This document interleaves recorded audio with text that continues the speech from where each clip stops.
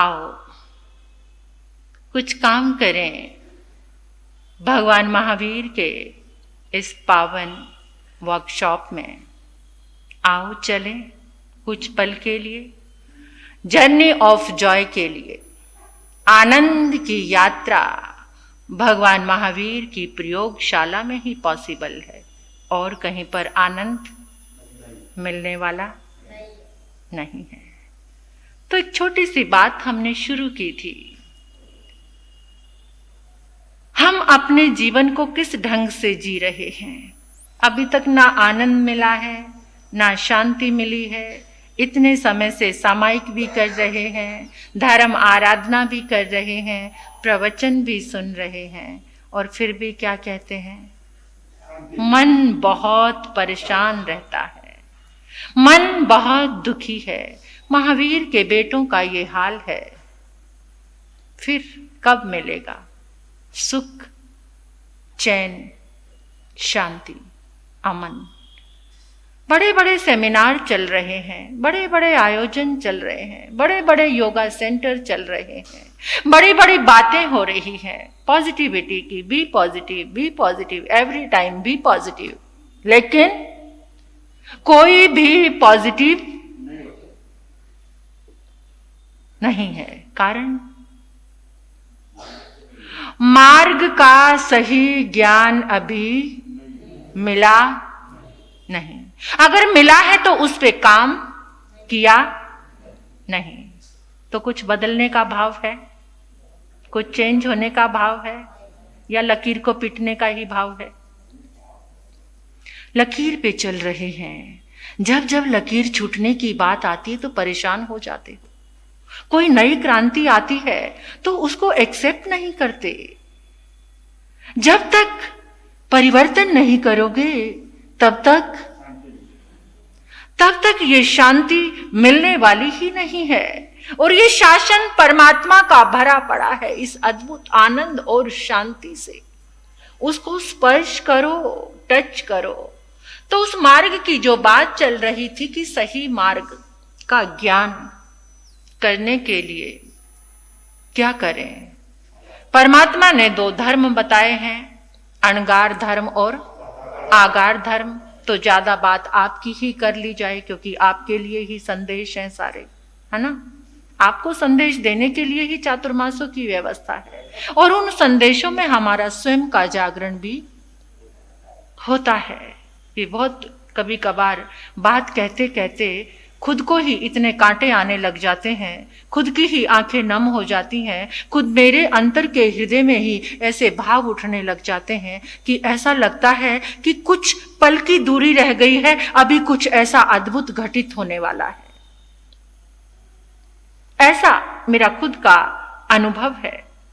तो उस मार्ग में हमारी बात चली थी कि जो आगार धर्म है, जो गृहस्थ धर्म है, जो श्रावक का धर्म है, उसमें हम क्या विशेष रूप में जागरूकता करें।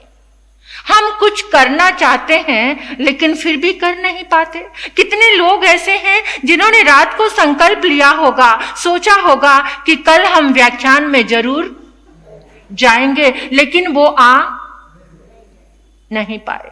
कितने लोग रात को सोच कर सोते हैं कि सुबह उपवास करूंगा, आइमिल करूंगा, तप करूंगा, सामायिक करूंगा, स्वाध्याय करूंगा, लेकिन कर ये क्या कारण है? उसका नाम है चारित्र मोहनीय कर्म। उसका नाम है चारित्र मोहनीय कर्म। ज्ञान मोहनीय जो कर्म है तुम्हें सत्य की पहचान होने नहीं देता, सत्य का ज्ञान होने नहीं देता। लेकिन जो चारित्र मोहनीय है वो सत्य का ज्ञान होने के बाद भी उस पर चलने नहीं देता। सत्य का ज्ञान हो गया, सामायिक में सुख है, आनंद है, लेकिन चारित्र मोहनीय उसे होने नहीं देता। तो हम क्या करें? हम क्या करें? इस जो संसार का एडिक्शन है, बुरी आदतों का एडिक्शन है, उसके लिए परमात्मा ने कहा है कि चारित्र मोहनीय कर्म को कमजोर करने के लिए 4 उपाय हैं। 4 उपाय हैं उसे कमजोर किया जा सकता है। पहला उपाय है कि आप सामयिक करो, जबरदस्ती। आपको पता है आपको बुखार आया है, आपका मन नहीं है गोली खाने का, टैबलेट खाने को मन नहीं है, लेकिन फिर भी आप जबरदस्ती या तो खाते हैं या फिर कोई आपके सिर के पास खड़ा होकर खिलाता है। इसी तरह से जो चारित्र मोहनीय का बुखार हो गया है, उसके लिए पहली टैबलेट का नाम है, क्योंकि पूरा एक कोर्स देते हैं। कौन सा? नहीं, जब आपको बुखार होता है तो एंटीबायोटिक भी देते हैं, बुखार उतारने के लिए भी देते हैं, है ना, पैरासिटामोल भी देते हैं और एंटीबायोटिक्स भी देते हैं। और फिर उसके साथ कि आपको उन दवाओं से एसिडिटी ना हो तो एंटी एसिडिटी की भी वो भी देते हैं। तो ऐसे ही वो कितनी टैबलेट हो गई? 4 हो गई, 4 हो गई। तो इस चारित्र मोहनीय का बुखार उतारने के लिए भी 4 टैबलेट हैं। पहली टैबलेट का नाम है सामयिक। मन को रिसेट करने का अभ्यास, मन को, क्योंकि आप सामयिक करते हैं लेकिन आपको पता नहीं कि आप सामयिक में हैं, नहीं पता चलता, क्योंकि जो भी आश्रव आ रहा है सामयिक में, आप उस पे ही काम करने लग जाते हो। एकदम सामयिक करते करते आपको याद आ गया कि ऑफिस में जाकर, दुकान पर जाकर ये काम करना है, तो आप सामयिक में वही काम करने लग जाते हो। किसी के साथ आज डीलिंग है, किसी के साथ आज मीटिंग है, तो आप सामयिक में ही वो मीटिंग करने लग जाते हो। बहनें यहां बैठी हैं, सामयिक में एकदम ध्यान आ गया, बच्चे ने पता नहीं अच्छे से नाश्ता किया होगा, करके गया होगा, सपोज सामयिक में बैठ गए, सासू माँ को बोल दिया कि आप नाश्ता करा कर के लिए उसको स्कूल भेज देना, और सामयिक में आपने कौन सा काम करना शुरू कर दिया? उन्होंने कैसे नाश्ता कराया होगा, टाइम पे बस आई है, कैसे बैठा होगा, मतलब क्या क्या जो आपको अपने मन को रीसेट करना था, क्या मेरी सामयिक है, ये याद रखना जरूरी है। सामयिक में मेरी सामयिक है, इसके लिए आपको जागरण करना बहुत जरूरी है। दूसरी टैबलेट का नाम है प्रतिक्रमण। चारित्र मोहनीय कर्म को कमजोर करने के लिए दूसरी टैबलेट का नाम है प्रतिक्रमण। अब आपके पास टाइम नहीं है पूरा 1 घंटे का, जो आपने पार्टियां याद की हुई है वो प्रतिक्रमण करने का, इसलिए आप बचते हैं, मेरे पास टाइम नहीं है। लेकिन आपके पास भावों का प्रतिक्रमण है, ओनली 5 मिनट्स। 5 मिनट में आपने सुबह से लेकर अभी शाम तक जो कुछ गलतियां की हैं, परमात्मा को साक्षी बनाकर, अपनी आत्मा को साक्षी बनाकर आपने नहीं लर्न की वो पार्टी, कोई बात नहीं, लेकिन करनी चाहिए, जरूरी है, क्योंकि उतना समय हमारा धर्म आराधना और संवर में जाता है, उसकी बहुत आवश्यकता है। लेकिन फिर भी एक ऑप्शन बता रही हूं मैं कि आपको वो पार्टी सब याद नहीं हुआ, वो विधि वाला प्रतिक्रमण, लेकिन भाव विधि तो आपके पास है। तो केवल 5 मिनट में आप बैठकर सुबह से जो किया वो वापस लौटो। क्या सुबह जाओ, अभी इससे पहले जो घंटा बीता है उसमें जाओ, उससे आगे, और जाते जाते जो भी आपसे गुनाह हुआ है, पाप हुआ है, उसकी आप परमात्मा की साक्षी से, अपनी आत्मा की साक्षी से आलोचना कर लो। आप देखोगे आपको हल्कापन हो रहा है। आपका चारित्र मोहनीय जो डेंजरस बनकर आपके जीवन में आकर बैठा है, जो आपको कुछ भी करने नहीं दे रहा, वो धीरे धीरे बुखार कम हो रहा है। थर्मामीटर आपके पास है लगाने का, थर्मामीटर से चेक करने का, वो भी आपके पास है कि आपका मन सामयिक के लिए एकदम तैयार हुआ है क्या? इसका मतलब बुखार, थर्मामीटर अपने पास ही है, रखते हो ना घर में थर्मामीटर, तो आपके पास ही है, उसे लगाकर देखो कि क्या हो रहा है। तीसरी टैबलेट का नाम है तपस्या। अपनी इच्छा से अपनी इच्छाओं पर कंट्रोल करना तप है। क्या?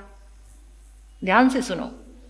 अपनी स्व की इच्छा से स्व की इच्छाओं पर कंट्रोल करना तप है। देखो गौर से, आपने इतना छोटे से छोटा तप बताया है, नवकारसी। किसी भी बुरी आदत को छोड़ना भी तप होता है। किसी भी बुरी आदत को छोड़ना भी तप होता है। तो जिस समय आप तप में आए, क्या दुनिया का सम्मान चाहिए मुझे तप में, चारों तरफ जय जयकारे। एक दिन उपवास किया ना, अगर 10-20-100 लोगों ने आके साता पूछ ली ना, तो बड़ी एनर्जी। अगर नहीं पूछी, किसी को पता नहीं चला, तो कोई ना कोई बहाने से बता ही दोगे, आज मेरा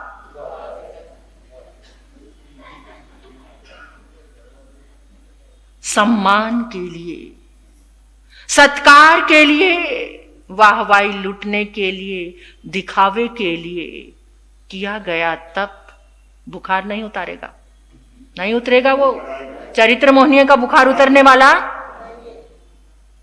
पंजाब में श्री रूपचंद जी महाराज, परम तपस्वी श्री रूपचंद जी महाराज, जैसे जालना में बाबा का धाम बना हुआ है ना, ऐसे ही पंजाब में जगराओं में श्री रूपचंद जी महाराज,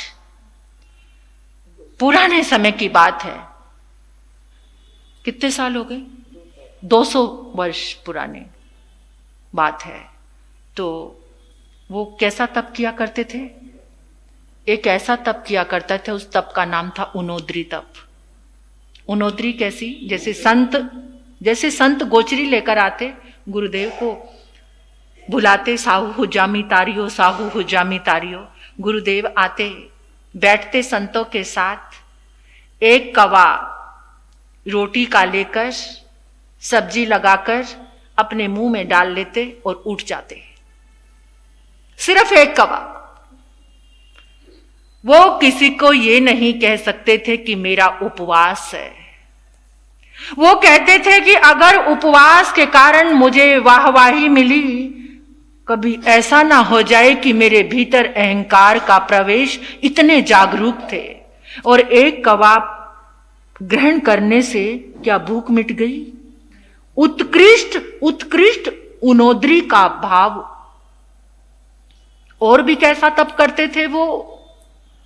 जो लोग उनके दर्शन करने आते थे वो बैलगाड़ी में आते थे। उस समय बैलगाड़ियां चलती थी। तो जो लोग दर्शन करने आते, अब सधर्मी की सेवा वात्सल्यता तो करना श्रावक का धर्म है, और ये अतिथि संविभाग श्रावक का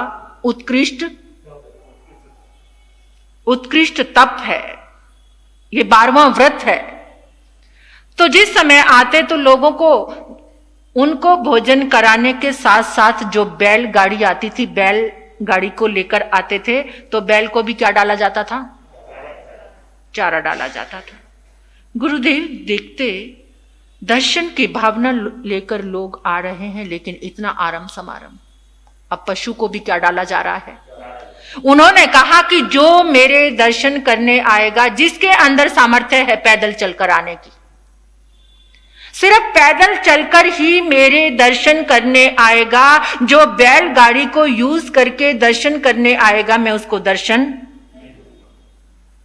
ऐसे तपस्वी श्री रूपचंद जी महाराज, आज जहां उनका समाधि स्थल बना है ना, उन दीवारों से अमृत निकलता है। उन दीवारों से जहां उनके चरण बने हैं, केसर की बरसात होती है। उन दीवारों से केसर का जल, अमृत जल निकलता है।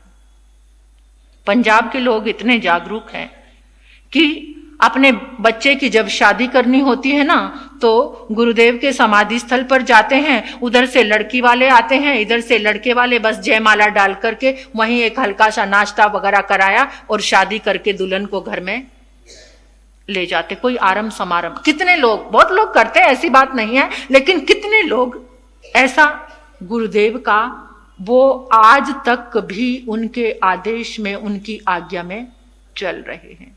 तो ऐसा जो तप की बात कर रही थी, जिस तप में आपको सम्मान की भूख है, सत्कार की भूख है, वाहवाही लूटने की भूख है, ठीक है, नो डाउट कि जो तप है एक ऐसी प्रेरणा है कि उनको देखकर दूसरे लोगों के अंदर जागृति आती है, लेकिन स्वयं को उस तप करना है। तो तीसरी टैबलेट क्या है? तप। चौथी टैबलेट का नाम है ध्यान। बार बार जागरूकता का अभ्यास करना ध्यान है। ध्यान क्या है? ये काम ध्यान से करो, ध्यान से रोड पार करना, ध्यान से गाड़ी चलाना। ध्यान का नाम क्या है? जागरूकता। ध्यान से बैठो, ध्यान से उठो, ध्यान से खाओ, ध्यान से चलो, ध्यान से पहनो, ध्यान से सोवो। ये ध्यान है, जहां पर बार बार जागरूकता का अभ्यास है, जागरूक होने का, अवेयरनेस। जहां पर अवेयरनेस है, जागरूकता है, अगर ये ध्यान चल रहा है तो आपका चारित्र मोहनीय, कर्म कमजोर। इस युग में कमजोर ही हो सकता है, वो क्षय तो होने वाला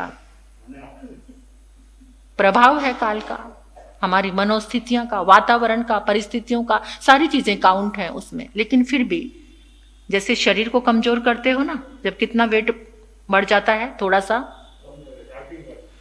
2-4 केजी वेट बढ़ जाए तो कितनी जल्दी उसको कम करने के लिए, कमजोर करने के लिए तो कितने पुरुषार्थ लगाते हैं, कहीं जिम जाते हैं, ना जाने डाइटिशियन फॉलो करते हैं, इतना सब कुछ पूरी डाइट में आ जाते हैं, लेकिन भावनात्मक भोजन के लिए भी थोड़े से जागरूक हो जाओ। ये चातुर्मास सबसे बड़ा हमें भीतर का काम करना है, इसमें हमें अंदर का काम करना है। हमारे अंदर जो भी कुछ बहुत भारी हो गया है उसको कमजोर करना है। ये जर्नी ऑफ जॉय। और उसके लिए परमात्मा ने कहा है कि इन सब चीजों के लिए आपका एक दृष्टिकोण, जिसका नाम है सम्यक दर्शन। जब आप आगार धर्म में प्रवेश करते हो, जब तक आपके पास सही दृष्टिकोण नहीं है, यदि आपने तप से, स्वाध्याय से, ध्यान से एक विशाल भवन बनाया है, तो उस भवन की नींव सम्यक्त्व है। सम्यक्त्व के बिना ये चीजें पॉसिबल होने वाली नहीं है। तो सबसे पहले नींव को मजबूत करने के लिए हमें ध्यान रखना है। सम्यक्त्व के बिना हर एक आध्यात्मिक क्रिया पाप बन जाती है, कर्म बंधन का कारण। देख रहे हो ना, सम्यक्त्व के बिना जो किया गया तप है, सम्मान पाने के लिए, वाहवाही पाने के लिए, सम्यक्त्व के बिना किया गया प्रतिक्रमण, लोग को बुरा ना लगे, लोग मुझे अधर्मी ना कहें, इसलिए आज मुझे भी प्रतिक्रमण करने। लोगों के लिए क्या कहेंगे लोग? सबसे बड़ा रोग क्या कहेंगे? इस सबसे बड़े रोग के कारण जो अपने जीवन का रिमोट कंट्रोल दूसरों के हाथ में थमाकर रखता है, उसके पास सम्यक दर्शन। आचार्य उमा स्वाति ने कहा है, सम्यक दर्शन ज्ञान चरित्राणि मोक्ष मार्ग। कितनी जगह पहले सम्यक ज्ञान को लिया है, लेकिन आचार्य उमा स्वाति ने पहले सम्यक दर्शन को लिया है।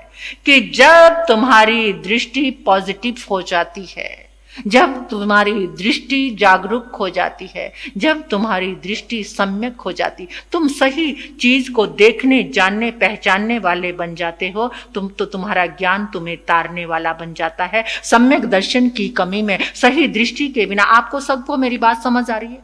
कुछ बोरिंग तो नहीं हो रही? सही बताओ, थोड़ा विषय कुछ कहानी नहीं है, कोई चुटकुले नहीं है, केवल एक बुखार उतारने की। ठीक लग रहा है? सही में अच्छा लग रहा है, मुझे भी अच्छा लग रहा है बोलते हुए, कहते हुए अच्छा लग रहा है। और आप जब मुस्कुराते हुए चेहरे से अनुमोदन कर रहे हैं तो और मेरे अंदर ऊर्जा और पावर अब आपके हाथ में है मुझे ऊर्जा देना। अब मेरी ऊर्जा का कनेक्शन किससे जुड़ गया है? रिमोट इनके हाथ में है। हाँ, जब आप मुस्कुराते हुए परमात्मा की इस जर्नी ऑफ जॉय पर चलेंगे तो मुझे भी ताकत, हमारा गहरा रिश्ता है, हमारा श्रावक और साधु का सबसे गहरा प्यारा रिश्ता है। तो इस रिश्ते को बनाए रखना और ऐसे ही मुस्कुराते रहना। तो ये बात कल आगे होंगी कि वैज्ञानिक दृष्टिकोण से सम्यक दर्शन क्या है, मनोवैज्ञानिक दृष्टिकोण से सम्यक दर्शन क्या है, आध्यात्मिक दृष्टिकोण से सम्यक दर्शन क्या है।